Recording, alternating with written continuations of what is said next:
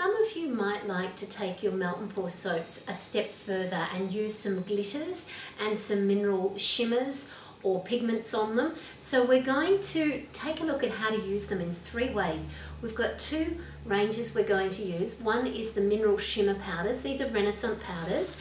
And the second is our Renaissance Cosmetic Glitters. So you can use them in 3 ways, and let's go through those 3. We'll start with the ones that need setting first, and then we'll move on to the others. So for the first one, I'm going to take the glitter powders, the cosmetic glitter powders, and I'm going to mix them through the melted soap. So firstly, just to get us going, I'll just take a little bit of the clear soap, and that can be melting while we're choosing our colours. Okay, let's pop that in the microwave, just the chopped up Renaissance clear melt and pour soap. Put that on for 25 seconds. Okay, now I don't want to put too much colour in my clear soap because I really want to see the sparkles, but I might like just a dot of colour. So you can either pick up your colour in your glitters, or you can use just a dot of colour. I want to make this a really girly one, so I'm going to choose the pink and the purple cosmetic glitter, and I'm also going to choose a really nice sort of girly fragrance that I'd like. So let me see, perhaps one of the florals. I think I'll use a rose geranium. That's a really lovely fragrant oil, one of the Renaissance fragrant oils. Okay, that's not quite melted, but nearly. Let's get a stirring stick. Give that a little melt. Now you've got a couple of ways of using your glitter. One is you could just tip it in the mould, but it will stick in your mould and you'll lose a little bit of that. So I'm going to mix it through the melted soap. Firstly, I'll add the fragrance. You can do this to the melted soap, or you can put it on the soap and pop it in the microwave, whichever you prefer. That's so pretty, the rose geranium, such a lovely fragrance. Okay, now it's not quite melted. Oops, slopped a little bit of it. So we'll just pop that back in for another 10 seconds. And while we're doing that, I'll get my pink and my purple glitters ready.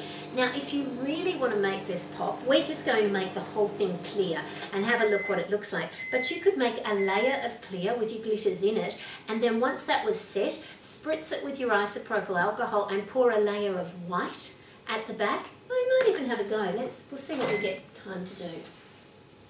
Okay, that's a bit too hot. That overflowed in the microwave with that 10-second timing. Okay, so we've got my clear soap here. And it smells with the fragrant oil. I'm just going to take quite a generous lump of the purple and another stick. Quite a generous blob of the pink as well.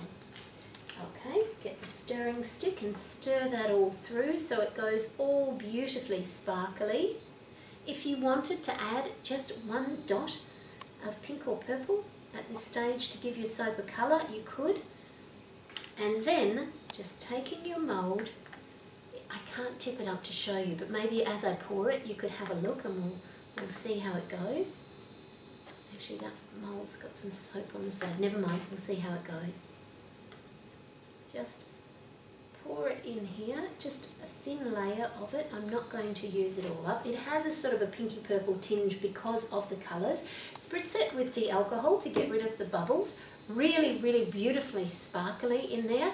And we're going to let that set just over there. We'll move the glitters out of the way.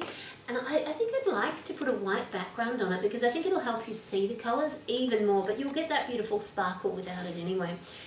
The next way that you can use, remember, make a mess, don't clean it up, just leave it till it sets and it'll all come off. The next way is that we want to use the Cosmetic Mineral Shimmers directly into your mould. So for this one I've chosen the Kuan Yin Buddha mould, and I'm going to take the gold mineral powder with a dry paintbrush. It's a little hard for you to see up close, but I'll do my best. You can zoom in if you want to. And I'm just going to dab that all over the Buddha. Now I want to be careful that I don't flick it, because if I flick it, it's going to end up all over the mould. And with the mineral powders, because they're so fine, they are a little bit statically charged anyway, and they will stick to the silicone pretty easily if you're not careful with them. So I'm just trying to dab it all around the inside of the mould without getting it up the sides. Now there will be a few little sparkles, but never mind. And I want to put it on fairly thickly, because what I'm trying to achieve is the illusion of a gold Buddha. Now this could be a single pour mould if that's how I wanted it to be. And see how I've got a bit too much powder in her face? So now I'm just trying to get that out of her face, otherwise I'll get little pockets and little divots in there where the soap won't go in to get the definition of my mould. I've just got a damp sponge that I'm wiping that on, just to try and get a little bit out of her face. Now I could just do a single pour, I could just pour the whole thing, but what's going to happen if I do it that way is that as I pour it, the gold is going to come out of the Buddha and into the rest of the mould, and that's not the effect that I'm after. So I'm just going to take a wee bit of, actually it doesn't matter what soap you use because you're not going to see it because of the gold. So why don't we just simply use our clear sparkly soap that we used for the last bit, because that's melted. So what I'm going to do is just pour it into the indent of the Buddha, and it'll set really quickly because it's going to be a small soap. If you wanted to use it as a guest soap, you could even just stop there and you'd have a beautiful little gold Buddha. Now I can't tip that up and show you because it's runny, but we'll just leave that there to set. And then what I'm going to create is my second cavity of soap around that. So I'll use the white soap. I want enough in here to give me enough for the whole rest of the cake of soap. You could melt it in a big jug if you want to, but I'm just melting what we actually need. And of course that didn't really have any fragrance. It'll have a little bit of the rose geranium for the first. So we may as well go with that. Let's use rose geranium in this level as well, so we've got a continuity of fragrance throughout. So a little bit of rose geranium in the white soap. Doesn't matter if your fragrance goes in before it's melted or after. Just smell it. Make sure you're happy with the smell. Okay. And so we've got one with the shimmer powder. Now you could have used the shimmer instead of the glitter. It wouldn't have mattered. You could mix that through. One painted directly on. And then for our last option, I'm going to paint directly onto the finished soap. So I'm going to choose the Pearl Shimmer Powder. Be careful at this point because you don't want these all to tip over. Okay, Pearl Shimmer Powder is one of my favourite ones. So you may recall earlier today, if you're watching some of the other videos, we made the little amethyst cluster, clear soap and purple with the amethyst mould.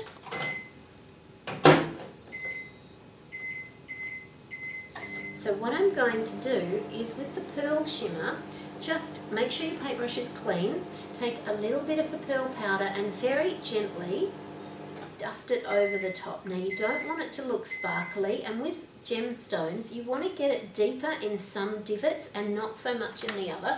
So you're really just kind of trying to dust your finished soap. And you can see in some pockets you'll have more. Brush it all off so it's not really sparkly, because we kind of want it to be dusty rather than sparkly. And I'm going to make a steampunk mould in another video, so if you'd like to have a look at some more special effects by dusting on afterwards, have a look for the steampunk soap video and see if you like that one as well. So we're just dusting all over the top of the amethyst to give it that. You don't have to use pearl, you could use any colour you like, but I kind of like the pearl because it gives a frosty effect to the crystals. Okay, and there's our frosted amethyst soap. Let's wipe the shimmers off the bench so that we don't get them in our next project. And we've got our little starfish. We made him in an earlier class as well, an earlier demonstration. What colour would go well with the starfish? You know what, I think I'll use copper. And I actually have a copper in a plastic bag already open because we used it a minute ago, so I'll go for this one. And I'm just going to take a tiny bit and just, I don't want big clumps of it, so I'm just trying to touch him in little paces and then just brush him in patches so he gets a nice sort of coppery effect in some places and not in the others. Get too much, it can look, it can look a wee bit lumpy. And you know what, it's all trial and error, so don't worry about just having a go, seeing how it comes out. It might come out beautifully, it might come out not so beautifully, never mind, you'll have another go next time and create something different. It really doesn't matter. But what you'll find is when you put your shimmers into your soaps, particularly those that have got a really nice depth, it will add just a little bit of oomph to them. So here is, that's just a wee bit. You could go a lot more if you wanted to, but here is just our starfish with a little bit of the copper shimmer all over him. You could use some more, but that'll just give you an idea of the definition. So we'll pop him down there. Now, I'd like to show you another one that my daughter did. This one's actually been packaged up, so I'll take it out of here. She made it in a 2-part pour, so a little bit of green first and a little bit of pink, and it was a pretty mould, but it just wasn't special enough. So she used the opalescent shimmer powder and she painted all over the rose on the outside, like we just did with the starfish, just to give a more three-dimensional quality to her soap, so that the petals on that little rose petal, the little rose flowers, let's pop it that way for you, really pop and really have that beautiful depth. And there's another little rose she did with some silver one, if you can zoom in on those ones as well. Okay, is this set up enough? Not quite. Yes, this one has, because it's just a small amount.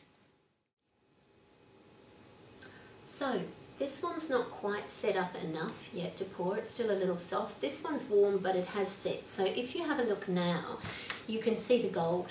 Because we use a clear soap, you'll be able to see through it. Okay, so we're ready for our next pour on that one. We'll take the white soap out of the oven. This is the one that we scented with the rose geranium. It's not fully melted, but that's okay. It'll give me enough, and I don't want to make it hot because it will melt the layer that I've got underneath it.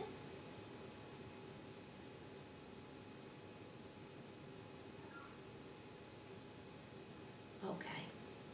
Now, whenever you're doing a 2-part pour, always spritz with alcohol so that you don't get a slip in between the two. I'm going to hold back that white soap so the lump doesn't fall in there, and I'll just pour that in and around the mould all over the other soap. Now it's not full enough, that's going to be too thin and my soap's too lumpy, so what I'm going to do is just make that last bit again. Oops, daisy, have a lunch.